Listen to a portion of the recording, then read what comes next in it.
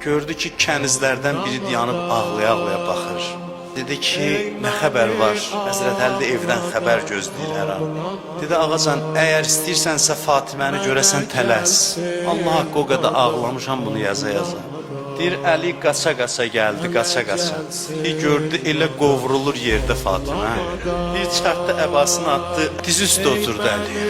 Yerdən götürdü Fatimənin başını, çəkdi, qoydu dizinin üstünə. Çağırır Əli çarəsiz, adamsız. Yenə çağırdı, ay Peyğəmbərin qızı. Həmin Xeybər qalasının qapısını yerindən çıxardan Əli. O qədər zəifləyib bütün gücünü topladı. Adam nida elədi, ya Fatimə, danış mənimlə.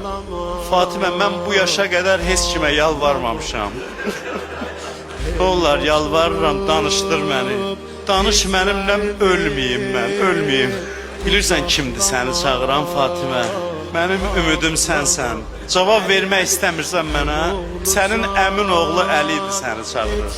Bunu deyir eşidəndə Əlinin adın. Bir gözlərini açdı, baxdı Əliyə. Bu söz adamın ürəyini parçalayır. Bir xanım da ağladı, ağa da ağladı. O buna baxır, ağlayır, bu ona baxır. Göz yaşı içində dedi, əlvida Əli. Əli ayrılıq günü gəldi.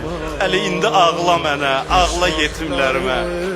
Səlman deyir, mən də ağlayanmirdim doyunca. Gecə düşdü, çıxdım şəhərdən, getdim Xurmalığa, Nəxlistana. Bir yer tapdım, oturam, ya Zəhra deyəm, ağlayam. Gördüm kimsə məndən əvvəl gəlib.